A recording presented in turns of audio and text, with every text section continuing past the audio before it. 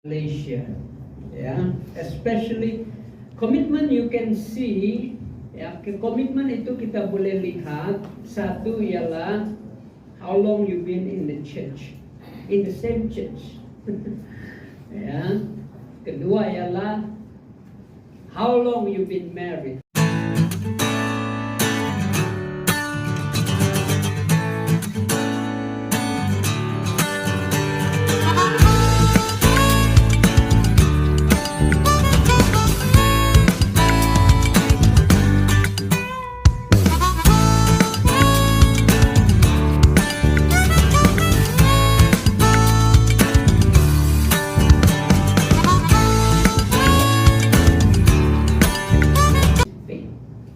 Faith saved you. Yeah? And then you always confess with your mouth and with your new lifestyle. Ada orang bila di gereja, okay, Jesus is my Lord, tapi outside action, lifestyle lain, tidak tunjuk. Ya. Kalau ditanya kau apa? Christian. By lifestyle, cara hidup bukan orang Kristen. So a true Christian is someone who profess as a Christian, at the same time gaya hidup dia adalah orang Kristen.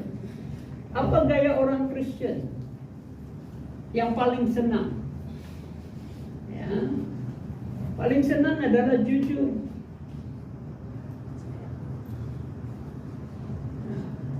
Jujur. Paling senang ialah tidak simpan dendam. Always forgiving. Ya. Simple. Loving. Ya. We love because God first loved us. Kita mengasihi karena Tuhan mengasihi kita terlebih dahulu. We can love because God has loved us before. Love us first. So a true Christian, ya, lihat daripada senang saja kalau lihat a true Christian, you just look at dia punya speech and dia punya action. Itu saja. Ya, a true Christian. Ya, a true Christian don't lie. Tidak bohong. A true Christian, diorang tidak buat yang jahat. Diorang mau cari kebaikan. What good? They pursue what is good. Bukan apa yang jahat. Ya. Hallelujah. Amen. So, a disciple of Jesus. Jesus said, if you want to be a disciple, if you want to be my disciples, next is apa? Once you become a disciple, then you begin to commit your life to Jesus. Next ialah apa? You must deny yourself. Okay, what does it mean? Deny yourself. Okay. Once you become a disciple. Now, a disciple of Jesus, ya, bukan semua senang. To be a Christian is not easy. Amen. Amen. Ya, bukan senang jadi orang Kristen. Kau keluar di sini, temptation ada di mana-mana sudah. Ya. Kau keluar di sini, you just come out from the church, the temptation are there. You just come out from the church, yeah, you are tempted to what? Many things. Banyak temptation sudah.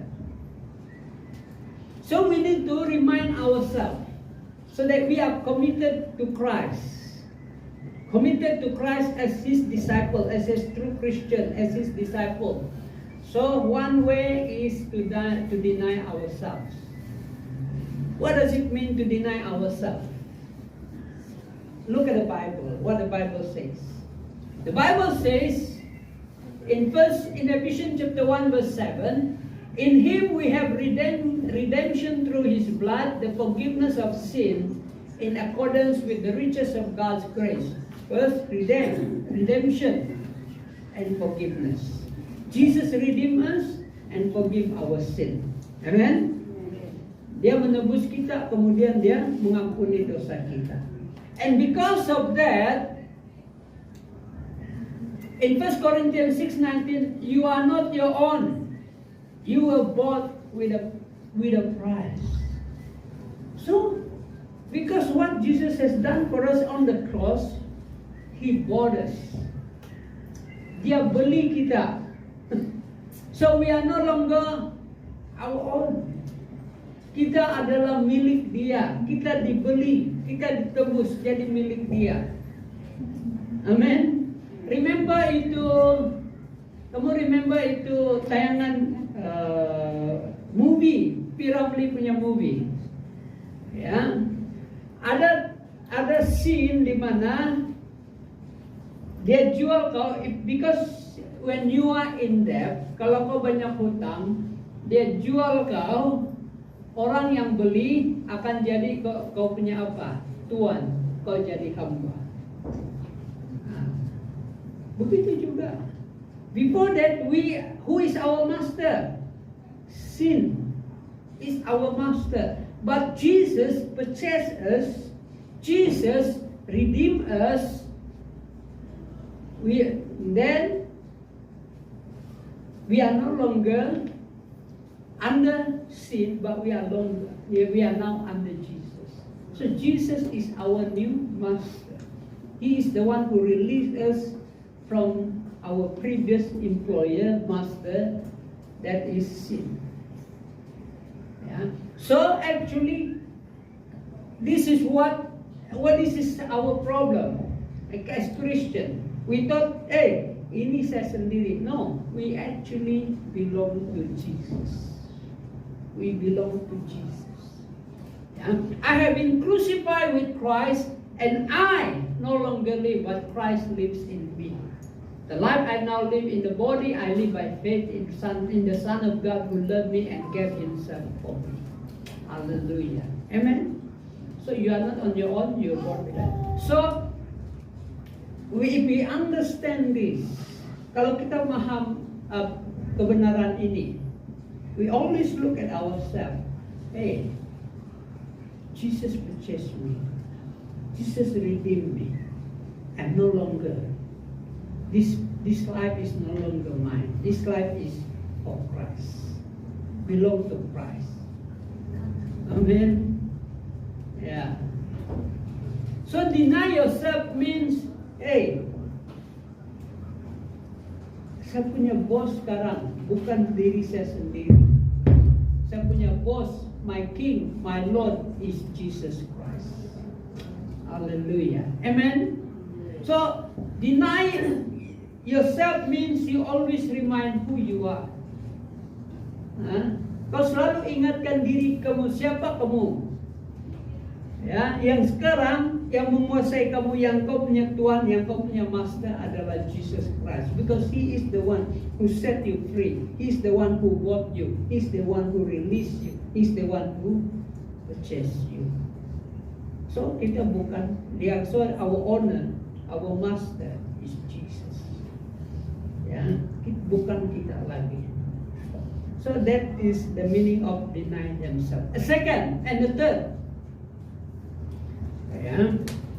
The third is take up their cross. What does cross mean? Kita tidak cross di sini kan? Oh ada sini. Ada kan? Small one. Big. Cross. What does cross mean? What does cross mean? Yeah. Cross means love. But cross also means suffering. Okay? Whenever you look at a cross, remember, cross is a symbol of love and sacrifice of Jesus. He set you free. But at the same time, whenever you look at a cross, That cross remind you of suffering to follow Jesus. Amen. Mau ikut Yesus, ada cost dia, ada pengorbanan dia. Ya, it's not easy. Ya, recently saya mengajar di satu learning center, and some of the kids they ada autism. Ya, nah, bukan senang mengajar. 13 orang, at least 3 or 4 of them yang autism sana. So it's not easy. Yeah. So I admire the teachers there.